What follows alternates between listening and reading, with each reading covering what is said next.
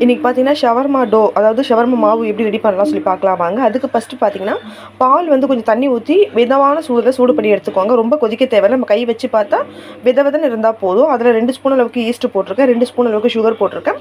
ரெண்டுத்தையும் பார்த்தீங்கன்னா பாலில் போட்டுட்டு நல்லா மிக்ஸ் பண்ணி ஒரு தட்டு போட்டு மூடிடுங்க. ஒரு 5 நிமிஷத்தில் சூப்பராக ஆக்டிவேட் ஆகிடும் ஈஸ்ட்டு. இங்கே பாருங்கள், ஆக்டிவேட் எவ்வளோ அழகாக பொங்கி சூப்பராக புளிச்சு வந்திருக்கு.